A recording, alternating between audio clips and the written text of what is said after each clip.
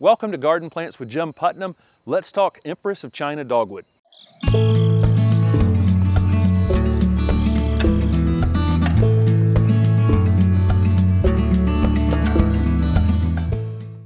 Empress of China Dogwood, or Cornus elliptica. It was previously Cornus angustata, Cornus cusa angustata, Cornus captata, or something like that as well. This one's gone by a lot of different names, but currently it's Cornus elliptica. This is an evergreen Chinese dogwood. It's non-invasive for those of you who would be concerned about that. It is evergreen.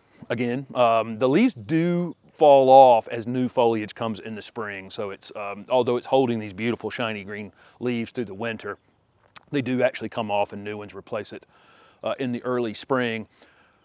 This one can get 12 to 20 feet tall and probably equally as wide if you let it. It can be the height and width can be pruned, and I'll talk about that later in the video if necessary. Growth rate, this one has actually jumped up pretty quick. The first year it literally did nothing. And then the second year it actually doubled in height. It actually put on about 3 feet in growth. So I think if it's healthy and happy, this thing can probably grow 2 to 3 feet a year. Empress of China Dogwood is a blooming machine. This thing can have 150 flowers on a single branch, almost flower to flower. The flower parts on a dogwood are actually, the actual flower parts are insignificant right in the center, but it has those beautiful white bracts that we all love. 4 bracts surrounding an insignificant flower. Incredibly showy. This one will bloom a little later than our native dogwoods, usually late spring, early summer. And then it's followed by a strawberry-like red fruit that's almost as decorative as the flowers. These are hardy in zones 6 to 9. I think out in zone 6A, you're probably going to see this thing thin a little bit more in the winter than you would in warmer zones. If you wanted to put this in a large container, you probably could and control some of that height, but you'd want to do that in warmer areas. My Empress of China Dogwood is in a lot of sun, and you can see how full and happy and everything it is here. I think at least a half a day sun is what you're going to want on this one. Our native dogwoods tend to like half a day sun or maybe even slightly less than that. This one definitely, I lean more towards sun. So where are we going to use an evergreen dogwood that gets 15 to 20 feet in height? I think this would make a perfect corner foundation piece. A lot of people are always looking for small trees to put on the corner of the foundation to get some height. This is a great choice for that. I'm actually using this as a screening plant, which is kind of interesting.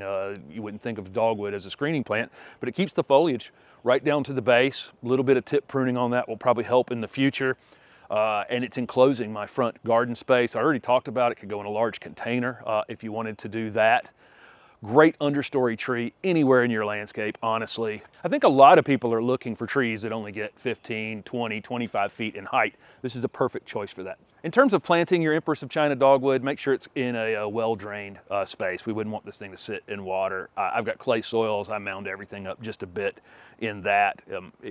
Again, well-drained soils, that's really the only requirement for this plant. This Chinese evergreen dogwood is anthracnose resistant, and which has absolutely devastated our native dogwood populations.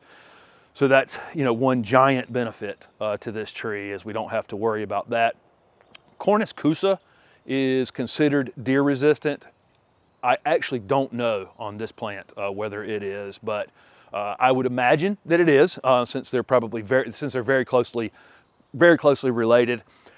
These can be pruned after they flower in the spring lightly. If I needed to get it under control a bit, I could prune it at that time. Keep in mind that you won't get the red fruit where the flowers were if you do have to do any cutting on it.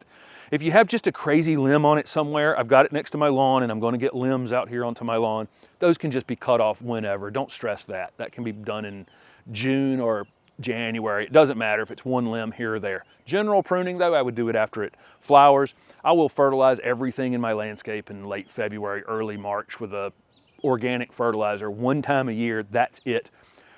This plant I don't think is all that drought tolerant, and it's great at letting you know when it's dry. It will get some interior yellow leaves that will start to drop on it. If you see that on this plant, assume that it's dry and drag a hose over to it and water the area thoroughly. Don't just water it right at the base, water the whole area around it. But again, not drought tolerant, but very good at letting you know. It won't just drop dead, you'll see some interior thinning on it and you'll know to water it. That's kind of it. This is a very low maintenance plant with just a giant show in the late spring, early summer, then again in the early fall, and then this beautiful foliage. I'm shooting this in December, so I can really show off how beautiful this plant is in the wintertime as well. Thank you guys for following the channel, and don't forget to subscribe.